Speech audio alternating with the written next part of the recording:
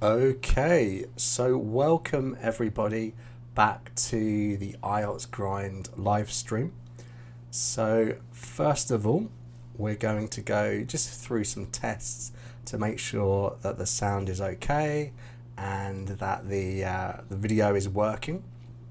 And after that, we're going to be talking about a few ideas to do with IELTS speaking and how you can get a score that you need to go and travel abroad and study abroad.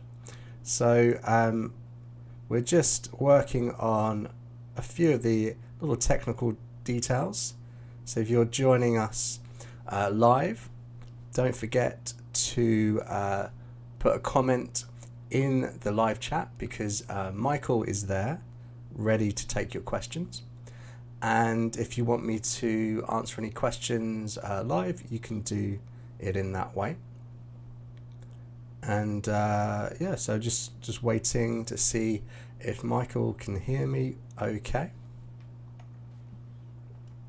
And well, we should be live. Let's just double check. Yeah, everything looks fine. Okay, so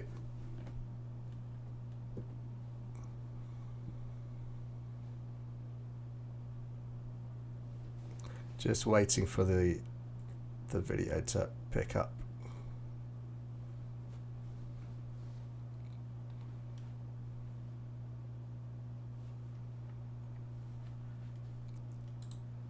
Okay, how's this going?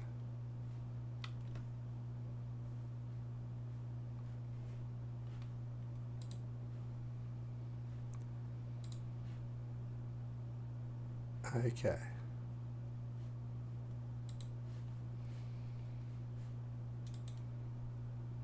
How's that working?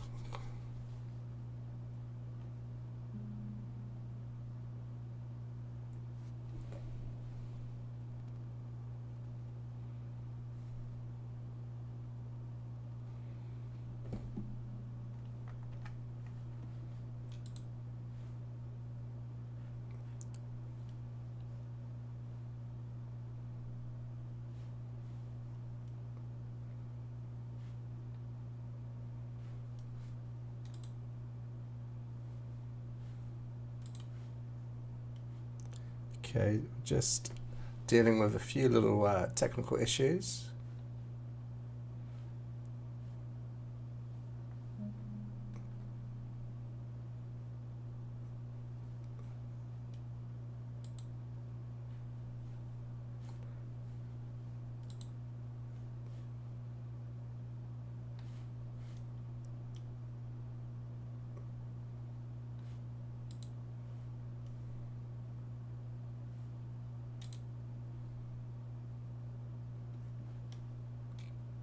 Okay.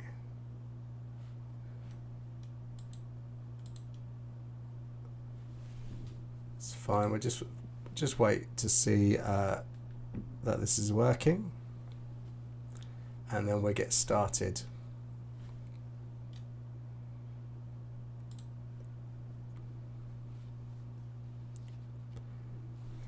So the thing is that most students that take the IELTS only really need to get a 6.5 overall, and in order to get that you could get as low as a 6 in your speaking.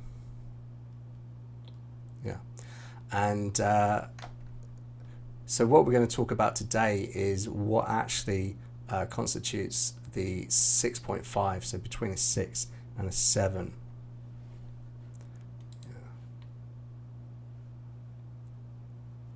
Okay, so apparently this is not working. Let's just double check everything.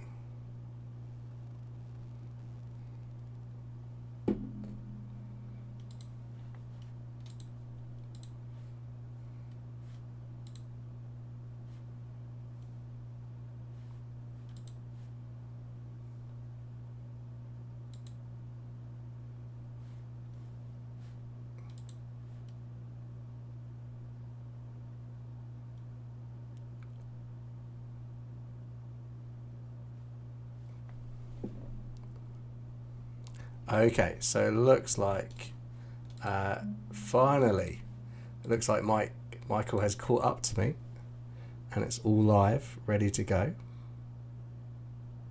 Okay. So let's start all that again.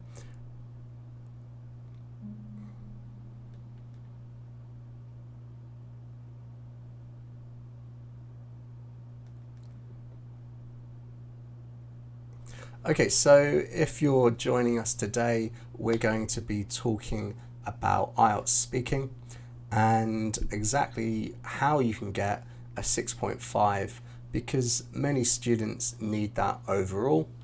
And as Michael mentioned yesterday in the live stream, in fact, to get 6.5, what you probably need to aim for is a 7 in your reading and your listening, and then getting 6s in your speaking and in your writing.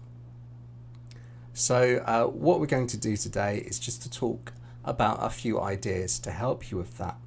So if we're all ready, we will get started. And if you have any questions at any time, you can leave a question in the live chat, or if you're watching this back on the replay, you can actually leave a comment and we'll get back to you. So there's me doing the live stream, and there's Mike in the chat talking to anyone that would like to join us. Okay. So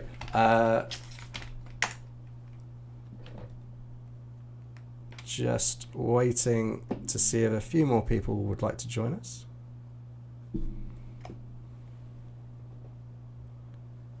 And then we'll get started.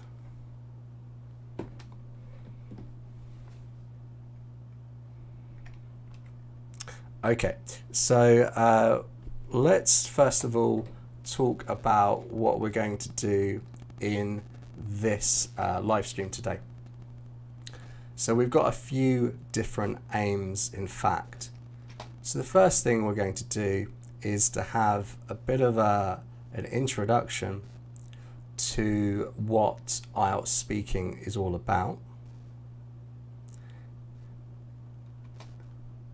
We're also going to be talking about how the IELTS speaking is graded, because it is important to understand exactly what the examiner expects, because if you can do those things, then you're going to be able to get the score that you want. Okay, and we're going to be talking about things that you can do to improve your IELTS speaking score, particularly connected to the way that the exam is graded. I'm also going to talk about some methods that you can use to help you self-correct at home if you don't have a native level tutor.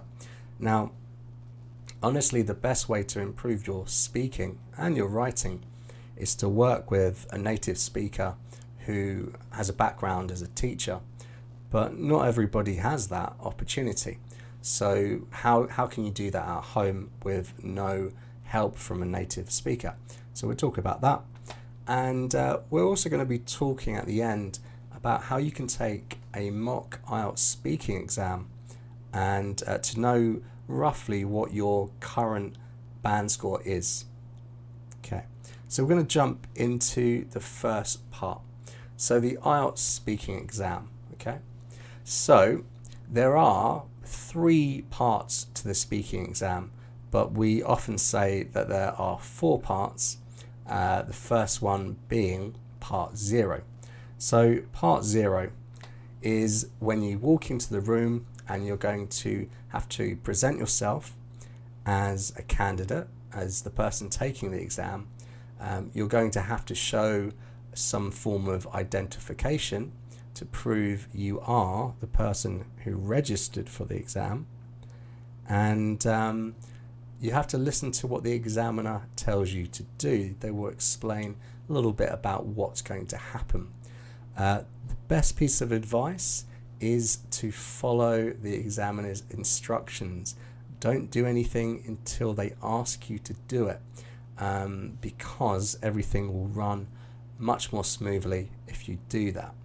So this part is not graded, it's not really part of the exam at all, it's just something you have to do to actually begin the exam. So the first real part of the exam is part 1. So this is going to be roughly 4 to 5 minutes long, and in part 1 you're going to be asked 3 sets of questions. So each set of questions is normally about 4 questions in it, and luckily we know exactly the type of questions that we're going to get in the first set of questions. So in the first set of questions, the first questions that the examiner will ask you, they're always going to be on the topic of either work and study, so do you work or do you study, or they're going to be connected to your neighborhood. So these are ones that you can be sure you're going to have to answer. But the advice here is not to overload your answers, not to try and memorize your answers for these parts, because if the examiner thinks you've memorized answers, they're not going to count that towards your grade. So try not to spend too much time here. And generally the questions in part 1 are like interview type questions. They're about familiar topics about you, things that you would know about in your life, so things like education, holidays, these kind of topics have come up before. Now we move on to part 2 of the speaking test. So part 2 takes around 3 to 4 minutes, and you're given 1 speaking prompt. So for example, it could be something like describe someone who influenced you as a child, or talk about a favorite teacher, or talk about a holiday you had recently. The examiner is going to give you 1 minute to prepare for that, and they will give you a pen and paper to make some notes during that 1 minute. And then after that, you have to speak for up to 2 minutes, and you're going to speak until the examiner interrupts you. And if they stop you, that's absolutely okay. It doesn't impact on your score at all. The other thing to expect is the examiner might ask you a question after part 2, something connected to what you've said, and this is the only question that you can give a very short answer to. They may not ask you a question, they might just say thank you, and then they'll move on to part 3. So part 3 is also about 4 to 5 minutes long. You should expect up to about 6 questions in this part. And these questions can sometimes be unscripted. What that means is the examiner does have a list of questions they can ask you, but if they find something that you say interesting, or they want you to perhaps develop it a little bit more, they will ask you a question based on what you've said. So the problem with this is a lot of students, they try and memorize past exam questions. They ask their friends, what questions did you get? And part 3 is where they get tripped up, because the examiner doesn't always ask exactly the same questions. So this is why it's better to practice rather than to memorize questions and answers. And the other thing about part 3 is the questions are a little bit more abstract. And this basically means that you've never really thought about these questions before. They're not like the part 1 questions that are quite familiar, and you need to give a slightly more detailed answer. You need to support your answer a little bit more. Okay, so that's basically the IELTS speaking exam. Let's talk about how it is graded. Okay, so the IELTS exam, the speaking exam, it's not really a mystery to how you get the grade that you want. The people that produce the exam, they actually give us this band descriptor, which tells us almost exactly what the examiner is expecting us to do in order to get this score that we want. So you'll notice that the band is listed from 0 to 9, 0 being you didn't turn up, and 9 being that you are pretty much the same as a native speaker. And the exam is graded in 4 categories. The first is fluency and coherence, then lexical resource, which is vocabulary, and then grammatical range and accuracy, which is to do with your grammar, and finally pronunciation. And we're talking about band score 6.5 here. So what we need to do is really look at what is between a 6 and a 7. Okay, so if you read through this, on the column on the left, this is for fluency and coherence I should say, and if we read a few of the ideas here, so the band 6, it says, is willing to speak at length, though may lose coherence at times due to occasional repetition, self-correction or hesitation, and uses a range of connectives and discourse markers, but not always appropriately. If you compare that to band 7, for example, it says speaks at length without noticeable effort or loss of coherence, may demonstrate language related hesitation at times or some repetition and or self-correction, uses a range of connectives and discourse markers with some flexibility. Okay, so this isn't sort of that obvious what it's saying. The language is a little bit high level. So if we look through all of this information, what does it actually mean? So here are some ideas that you can take away. So in order to speak at length, you need to give extended answers. All this means really is that you need to explain points, give reasons for opinions, give examples of what you're talking about, and support your points of view and with details. It doesn't mean that you have to keep talking. It doesn't matter what you say. Also, the good news is for 6.5 is you can still make some mistakes. You can make mistakes in terms of repetition and self-correction. The other thing it's telling us is you need to use a range of cohesive devices, linking words or connectives and discourse markers. And the issue with lower level students is that they always use the same types of words. So in order to get a higher score, you just need to practice using different types of discourse markers. We'll talk about this later on in the live stream. The other thing is to use idioms and phrasal verbs. So an idiom is an expression with a particular meaning, but if you don't know the meaning, it's hard to guess what it is just from the words themselves. For example, to be as hungry as a horse, it is an idiom, and you might be able to guess what it means. It just means very, very hungry. And phrasal verbs, you probably know quite a few of them, but things like to take off a jumper, to throw out the rubbish, these are phrasal verbs, throw out. So idioms are really one way to show that you are using idiomatic vocabulary, basically.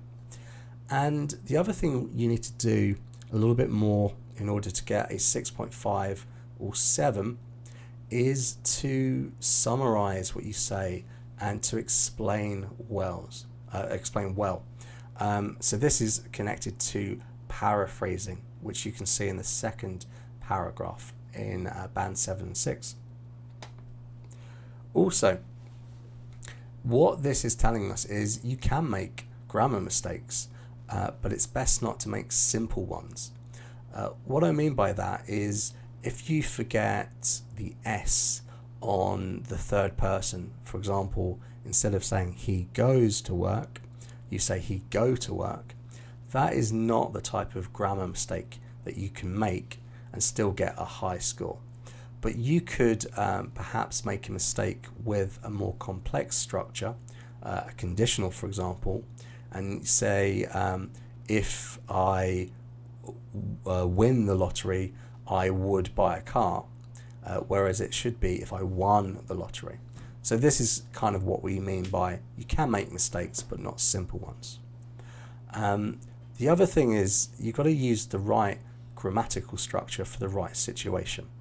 So in order to get a higher band score, you need to not only get your grammar correct, but say it in the way that a native would say things. So for example, if you're trying to say that you've completed something recently and it has some sort of result on the present, you wouldn't use past simple, you would use present perfect. So this is the kind of thing you need to practice. It also means, from the information we've got here, is you use some correct words and sentence stress. So word and sentence stress is to do with pronunciation, which is on the far right paragraph there. And we'll be talking about pronunciation later because it's one of the things that you can probably improve the quickest. Other things to do with pronunciation are you've got to master the English sounds. So there aren't many sounds in the English language, but if you can master them, if you can pronounce them in the right way, there you go, can't even say it myself, then you're going to get a better score overall, and also using intonation so you don't sound like a robot. So all of these things we're going to cover in the live stream today. Okay, so moving on. So what we're going to do is just quickly run through a few ideas to do with fluency and coherence. Now, this is one of the things that is really, you're going to improve it if you practice certain things and if you remember other things when you're in the exam. So here are just some tips just to get you on the right track for your practice at home. So the first thing to do with fluency really is you need to get comfortable thinking in English. Now this is easier said than done, but one of the issues with hesitation, for example, is when students are really translating in their head, and it takes time for that to happen. But if they can think even in basic ways in English, it leads to fewer hesitations. The other thing is if you're thinking in English, you can come up with ideas more quickly, and this is going to make you want to talk in English for a little bit longer. So to get comfortable thinking in English, one of the best ways is to narrate your life. So to narrate means to basically talk about what you're doing. If you can do this out loud, it's really good. If you do it in your head, it also works. So for example, I'm making a sandwich, I'm putting in some ham, I'm cutting the bread. Little things like this, it sounds silly, but the more you do it, you'll just switch your brain on to thinking in the target language, English. Another thing you can do to kind of help you with your coherence, particularly with your discourse markers and your connectors, is to ban certain words when you're practicing. So if you know, the best way to do this really is to record yourself. And if you notice that you tend to use the same words again and again and again, then you can have a practice session where you say, okay, I'm not allowed to use this word, or I'm not allowed to use that word. And as you practice, it will force you to use more of your vocabulary. If you have a friend that you practice with, you can get them to help you, and maybe you have some sort of punishment if you use too many of the words that you've banned in your practice. So the idea here is to get comfortable using different connectors and discourse markers and not repeating the same ones time and time again. So Raghav, you're back. Excellent. So we're talking about speaking today. So if you've got any questions, don't hesitate to ask me or Michael. Okay, so in terms of paraphrasing, which is something that you need to do well in order to get a 6.5, it's a question of summarizing and explaining more. So this is connected to some of the ideas in the next column, things to remember. But a good way of doing this is, for example, if the question is, should the government give free electricity to everybody, I might start it by saying, in my opinion, I think that the government should subsidize electricity for the masses. This is because they have a lot of tax money and they can afford it, and also it would take up some of the strain that low income families have when they have to pay their bills. And then the summary, and that's why I think the government should do this. So I'm kind of summarizing back to what the question was. And when you're explaining, what I mean to say there is you make a point like, I think the government should subsidize electricity. And then you explain, by this I mean they should pay for part of the cost of the bill. So there, it's a good kind of, it's referencing as well as paraphrasing and summarizing. If you get the habit of explaining things as if you're explaining it to a very stupid person, you're going to get a really good score in the IELTS. Okay, so things to remember. Basically, the examiner is just doing a job. So you shouldn't be afraid of them. They're not there to punish you. They're not there because they want you to fail. They are just working for a wage. They just happen to be an examiner. So don't be afraid of them.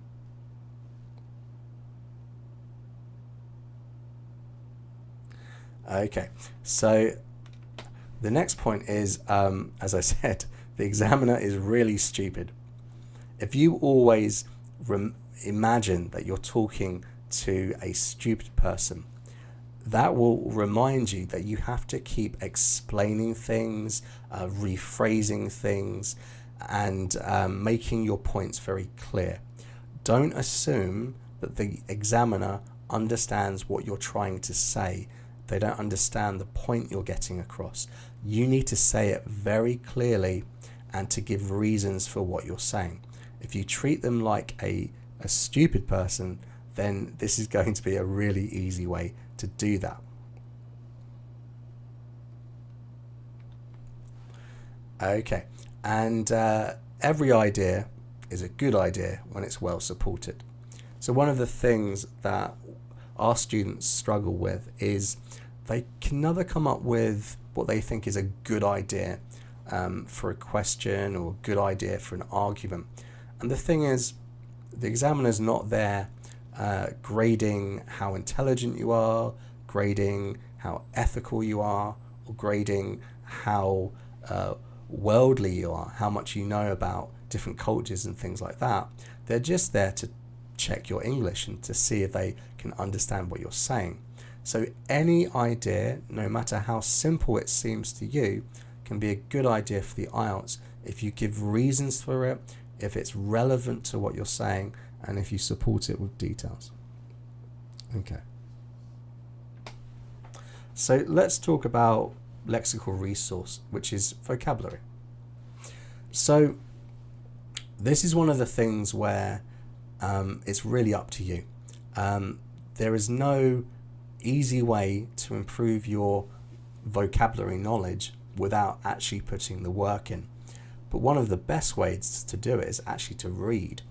So what we recommend you do is actually to read for 20 minutes every single day, but about anything that you like in English. What we're not saying is you've got to spend at least 20 minutes a day reading IELTS texts. That could be helpful, but it could also be quite boring. So, for example, if you're into basketball, read about the NBA yeah, I don't know anything about that because I'm British, but read about the MBA in English for 20 minutes every day. Anything that you read in English will help you with vocabulary, it will help you with grammar, and it will just help you get a better idea of the language. So make sure you get a good book or a good magazine and you read for 20 minutes every day. But as you're reading, you should also have a vocabulary notebook. Now, we did a really good video, well, I think it's really good. We did a really good video about what a vocabulary notebook is and exactly how to use one. And I'm sure that Michael will link to that in, we'll link to that in the description and in the live chat. And yeah, so what I mean by a vocabulary notebook is not just a list of words. What you need to do is to make connections between words and the context. So one of the most difficult things about English is something called collocation. Collocation means when two words naturally go together. And although we might have words that mean the same thing, they don't always naturally go with the same type of words. For example, I could tell you a story about an old man that I saw on the street. And I might look at a thesaurus, a word that gives me a book that gives me synonyms rather, and I find the word ancient. Ancient means the same as old, but if I told you I saw an ancient man on the street, it doesn't mean quite the same thing. I might also see in the thesaurus the word former. I saw a former man. Okay, it's possible, but it doesn't mean quite the same thing. The same as the word previous. I saw a previous man on the street. It doesn't really make sense. So this means that the collocation is between the word old and the noun man. So if you read a lot, you'll learn these collocations. And when you find a new word that you don't know, you put it into your notebook and you look at the entire sentence. Are there any words that seem to go with that word? And take both of them and write them in your notebook. The other thing you need to do is actively work with the new vocabulary you learn. So this means don't just list down words. When you find a new word, try and write yourself a definition in English. See if you can guess what the word means without looking it up, just from the context. And write that down in English. Then afterwards, you can check what the word actually means. The other thing you can do is to write sentences using the new vocabulary. And the more you do this, the more likely you are to remember the word and to use the word. And a really good tip is if you can't define a word, don't use it yet. So the issue that we have with our students when we do practice speaking tests, Michael and I, we find that many students use words that they don't really know the meaning of.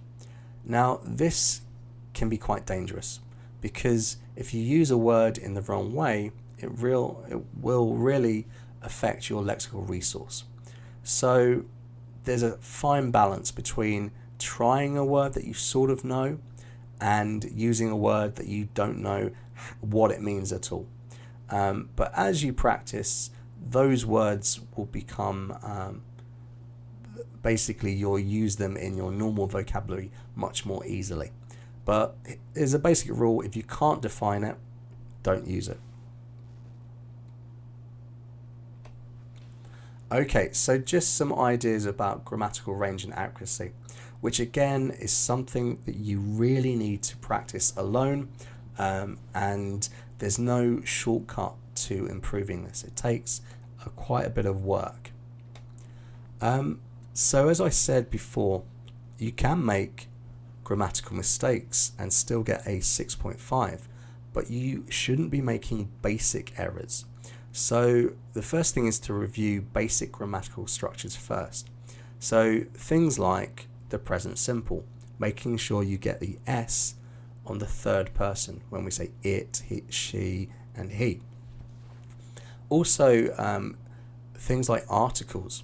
So Michael and I, we live and work in Taiwan, and in Mandarin, there are no words that are similar to an, or the. So many of our students just never use them or use them incorrectly. If you're making these types of mistakes, it's going to bring your score down. The other thing is, when you're reading for fun, which you should be doing for 20 minutes every day, you can try to identify the grammar when you read it and just look at the sentences and try and understand why it is being used. The more you do this, you'll just naturally learn the right type of structure to use in the right situation. The other thing is to do regular grammar exercises. So you can find books, you can find websites where you have to choose the right conjugation of verbs and all these types of things. Do that just to keep practicing. But the other thing is to read the sentences aloud. This will help you practice saying them and using the grammar. The more you do this every day, the better your grammar will get. And unlike with vocabulary, where we said if you can't define a word, don't use it, I would say for grammar is, when in doubt, use the grammar structure anyway. Because even if you make a mistake using high-level grammar structures like conditionals and things like this, you will get credit for that. If the examiner understands what you're trying to say, even though you've made a mistake, you will get credit for that. So it's better to push your boundaries rather than just to say in the safe zone. Okay, so how is everyone doing in the chat? I can see Michael is giving lots of tips. So if you've got any requests at all, anything you would like us to talk about in live streams or videos, we are here to serve you. So whatever you need, we're very happy to do that for you. Because we like to do these videos. It's a lot of fun for us. So feel free to leave any comments in the live chat, and also in the comments in the replay. Okay, so let's move on to the next marking criteria, which is pronunciation. Now this one is the one that really scares people. Everyone thinks, oh, pronunciation, it's so difficult. But it's actually one of those things which is really the quickest to improve. So when you read in the band called Descriptors, which is, you'll see a link to that in every single video that we have on our channel. It takes you to the public band descriptors. But pronunciation often talks about pronunciation features. And here are what they mean by the pronunciation features. So there are the individual sounds of English. There aren't actually that many to learn, and they form all words that we use. There is what's known as word stress.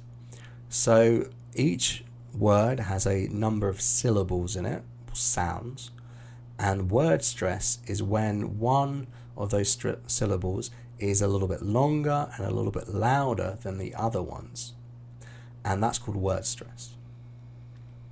The other thing to know is sentence stress.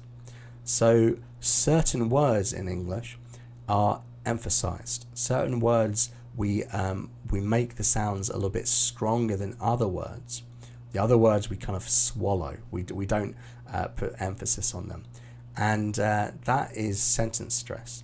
And English has a particular rhythm to it where the stress, we can put many different words in it, and the rhythm of the stress doesn't really change. We've got some great videos about that. Michael really likes saying funny sentences quite quickly.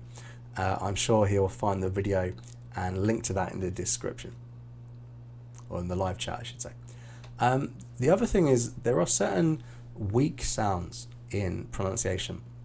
Now this is getting quite high level, and it's maybe not something I would expect a student around a 6 to do, but it's worth practicing. So these are sounds that we don't really emphasize when we're speaking, and we'll see some examples of this in a moment. We've also got what's called connected speech. This is basically when words are melted together, when they connect together when we're talking. It's sometimes called liaisons in other languages, but connected speech is what you can Google to practice this. And finally, there's intonation. So let's just go through a few ideas to do with pronunciation, because this is the thing where literally in weeks, if you really concentrate on it, or months, you could develop a very good accent. Now, accent isn't the most important thing. For a 6.5, you don't have to sound like me. You don't have to sound like Michael. But if you can control some of these features, you can rapidly improve your score. But it does take work and it does take practice. Okay, so the first thing we're talking about are individual sounds. Okay, so English have certain sounds, and they're split between what you can see in yellow, which are vowel sounds, and the sounds in blue are called consonant sounds, and then the ones in purple, they're basically two vowel sounds together. Okay, and all words in English are made from these sounds, and there aren't that many to learn. The thing is, the sounds in blue, the consonant sounds, it's very likely that if you have this sound in your language, it's going to be the same. These sounds don't really change that much across sort of languages. The thing that affects accent really is vowel sounds. And you can see at the top left-hand corner, for example, we have C and sit. And these are pretty much the same sound, but in C, it's just a little bit longer. And in sit, it's a shorter sound. And you'll notice that for different sounds within English. So you can go through and learn these sounds and practice them individually and in words. And the more you do that, you'll quickly improve your accent and pronunciation. The other thing to notice about the consonant sounds is that certain sounds, they are made with the same position of the mouth. So if we take two of the most difficult sounds in English, which are the sound in think and the sound in the, basically. So these are two sounds that are produced with the same position of the mouth. But one sound, think, it comes from the front of the mouth, from the tongue. It's unvoiced. And the same position of the mouth makes a similar sound, the, but this comes from your throat, your neck, and it kind of vibrates in your vocal cords. And that's called a voice sound. So a lot of these, if you learn one position, you know two sounds. So this is something that is important to practice. If you don't learn the individual sounds, you're not going to improve your pronunciation. The other thing is word stress. So if you want to sound a little bit about, if you want to sound a little bit more like a native, getting word stress is quite important. There are a few rules, but I just want to introduce a few ideas for you to get started with. So one rule basically is one word has one stress. If you're aiming for a 6.5, this is the rule you need to remember. There are some more advanced pronunciation rules, but for you, one word has one stress. That's fine. And the other thing to remember is we can only stress vowels. We don't really stress the consonants, okay? So just two other rules that are quite useful. There are a few more to think about, but stress on the first syllable. So here are a few examples. So most two-syllable nouns have a stress on the first syllable. For example, present, export, china, table. Present, export, china, table. Okay, a weird set of words there. But you can see this is a general rule. There probably are exceptions to this, but this is a rule you can try. And most two-syllable adjectives also have the syllable on the first syllable there. So present, slender, clever, happy. Okay, and there's another rule that you can learn, which is the stress on the last syllable. So most two-syllable verbs have the stress on the last syllable. Present, export, decide, begin. Present, export, decide, begin. Now, if you're interested in practicing your pronunciation, a really good website is howdyousay.com. So howjsay.com. So you can go to that website and you can listen to the audible words and you can practice with that. You can also do the same thing with Google. If you write the word, for example, export, definition, you'll go to the page on Google, and there's normally a little sound button you can click to get to listen to how it sounds. So moving to sentence stress. So sentence stress is different to word stress. When you're saying sentences, you still need to do word stress, but in a sentence, certain words are stressed, they're emphasized, you hear them more clearly, and some words aren't. So the general rule is content words are stressed. So these are the words that carry the message. Okay, and the structure words are unstressed. So these are the words that make the sentence work, but they don't really carry the message. They're more grammatical. And the time between the stress words is always the same. As I said, there's a really good video. Hopefully Michael will find it and put it into the chat there. But he does a really good video about this. Okay, so there's just a few examples here. For some reason, I've just noticed I've got exactly the same information. So the content words, so main words, main verbs, sorry, like sell, give, employ, these are stressed. Nouns are stressed. Adjectives are stressed.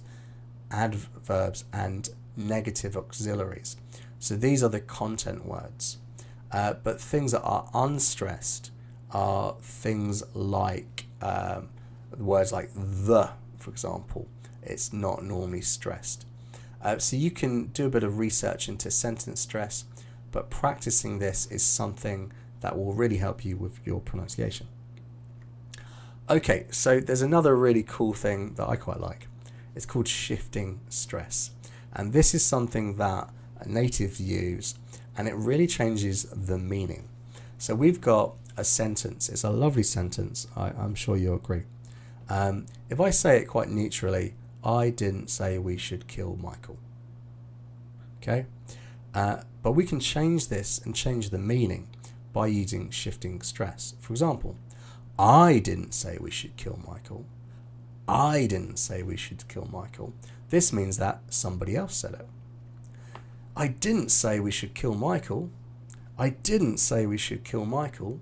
This is me kind of saying, I'm innocent. It wasn't me. I didn't say we should kill Michael. I didn't say we should kill Michael. It's so funny. Here is, I'm telling the judge, those words never left my mouth. It's I'm not guilty. I didn't tell anyone to do the crime. I might have meant it, but I didn't actually say it. I didn't say we should kill Michael. I didn't say we should kill Michael. Oh, Michael's seen it in the chat. So here I didn't say we should kill Michael. This kind of means that somebody else should have done it, not us. And then I didn't say we should kill Michael. It's, I'm not saying that it's an obligation or even a suggestion. Maybe it was just an idea. I didn't say we should kill Michael. In this case, I might say we should beat him up instead. We should injure him and not to actually end his life. So that is the shifting stress. So you can have a lot of fun with that. And if you can get that language feature into your speaking test, it's going to show the examiner that you're quite high level. Okay, so weak sounds. So this is something that you can research as well. And to be honest, it's quite a high level thing. But once you practice, if you listen to a lot of TV and repeat sentences that you'll hear, you'll start to pick this up quite naturally. So there are a couple sounds. We've got the funny upside down E, which is the schwa in English. And this is kind of, it's a sound that we really like swallow. It's kind of, it's not a very clear sound. And it's the sound that you have in about. So you can't really hear the sound, about time, it's also like the I sound in English. Don't really hear that. If I said English, it would sound a bit strange. And the E sound, that is the Y sound. But in lovely, we say lovely, not lovely. It's a bit strange if you extend that sound. And there's the U sound in particular. It's not emphasized. If I said particular, it would be very strange. So just an example of a sentence with a few of these ideas. It is going to rain in the morning. It is going to rain in the morning. If I try to stress those sounds, it's not very easy for me to do as a native, but I will try. Is it going to rain in the morning? I can't do it. But this is an example of the weak sounds. It's not very easy for natives to make mistakes like this. But weak sounds is something that you can research to practice, and it's going to be one of the language features for pronunciation that will get you a good score.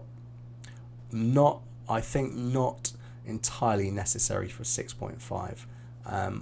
I don't think many students that get 6.5s would be experts in this. Okay, so talking about connected speech here. So this is when words kind of melt into one, and we run from one word into the other. So some examples of this. He's a good boy. He's a good boy. It's kind of like he's It's almost like a z sound, one sound, rather than he's a good boy. I'm not emphasizing the sound here.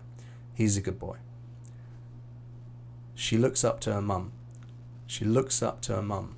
So looks up becomes sup. She looks up to her mum. I'll have to put it off. I'll have to put it off. So put it off. I don't say put it off. It's put it off. Put it off.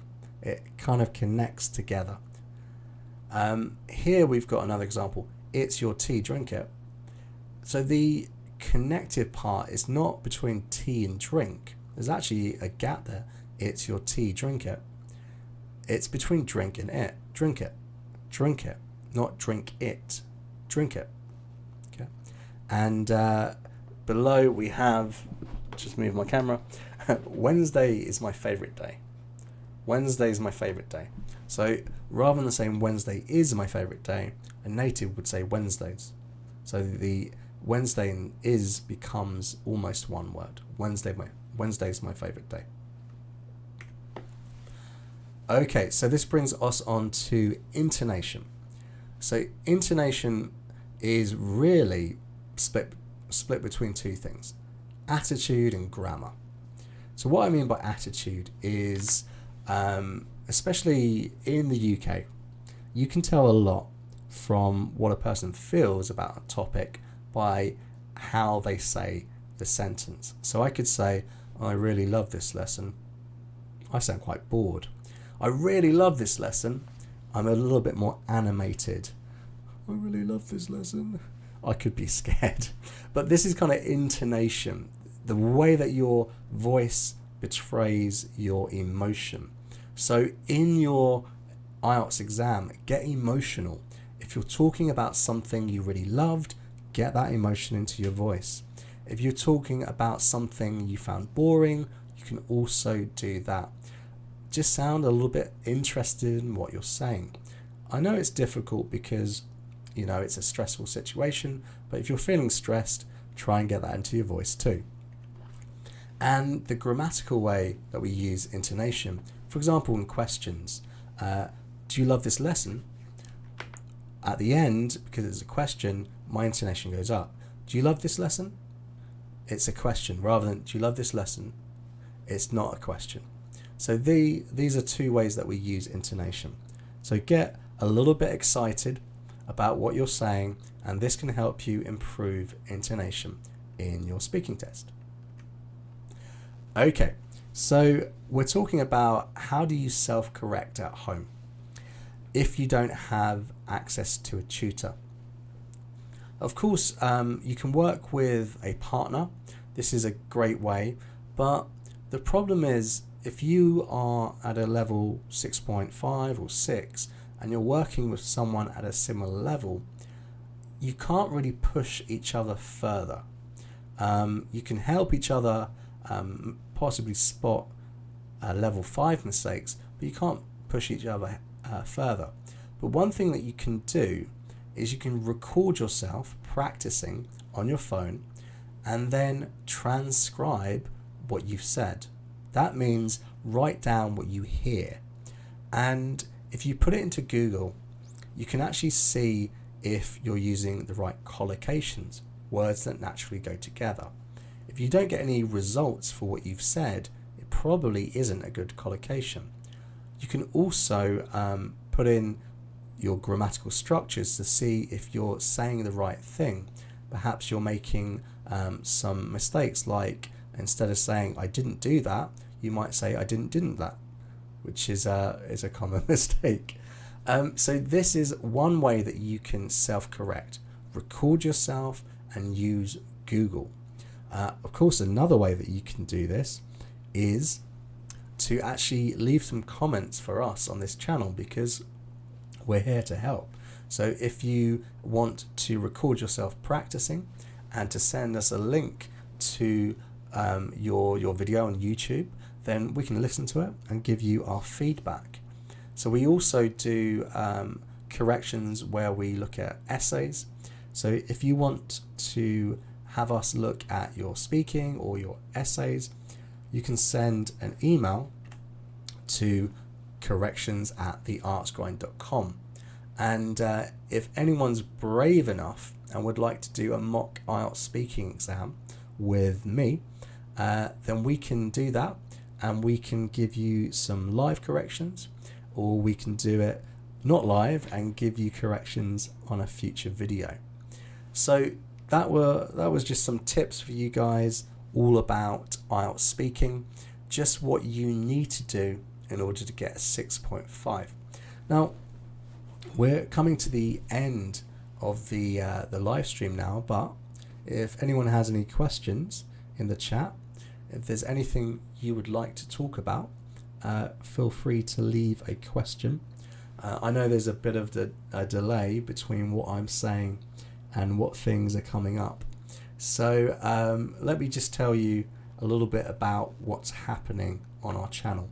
So for the next couple of weeks, what we're going to try and do is to go live as often as we can. So this week we're going live every single day. So tomorrow I would be doing another video about speaking, and I am open to any suggestions.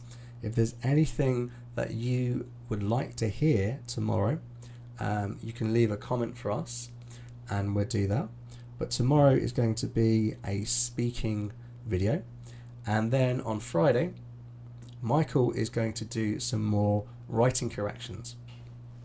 So what we're doing at the moment is we're finding people who have posted their essays in Facebook groups, and we are correcting them for them free of charge. But what we would rather do is to get your essays and correct them for you directly. So if you want to do that, feel free to send us an email at corrections@IELTSgrind.com and we will get you there.